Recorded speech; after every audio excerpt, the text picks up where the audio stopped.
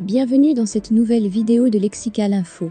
Mali, Tombouctou, l'armée française fait ses valises et s'en va de là où tout a commencé. N'oubliez pas de vous abonner juste en bas de cette vidéo à Lexical Info.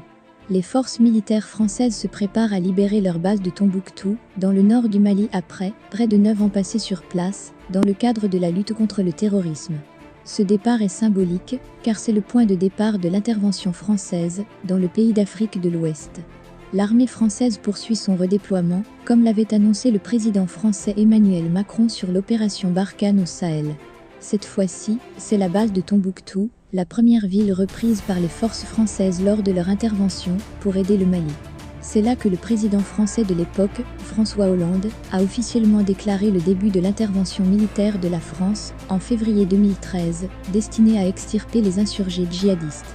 Lors de cette intervention, la France a rapidement repris le contrôle de Tombouctou des mains de islamistes, qui la contrôlaient depuis environ 11 mois. La France a fini par déployer au Mali 5100 soldats, dans le cadre de cette opération de lutte contre les insurgés djihadistes armés.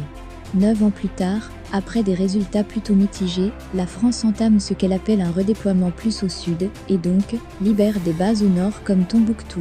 Après avoir quitté les bases de Kidal et Tessal dans le nord du Mali, Tombouctou est la dernière des 3 bases françaises de l'extrême nord du Mali qui sera libérée. Nous entraînons les forces maliennes à tenir le terrain et à guider les appuis aériens avant qu'elles ne nous succèdent, a déclaré à la fin commandant en charge du retrait à Tombouctou.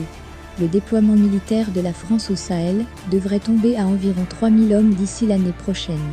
Avec ce retrait des forces françaises de ces bases de l'extrême nord du Mali, plusieurs questions se posent sur l'avenir de la région, avec les activités djihadistes qui pourraient reprendre du terrain.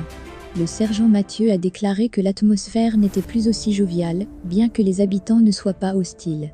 Un manque d'enthousiasme peut être lié à la poursuite des conflits dans le vaste pays de 19 millions d'habitants.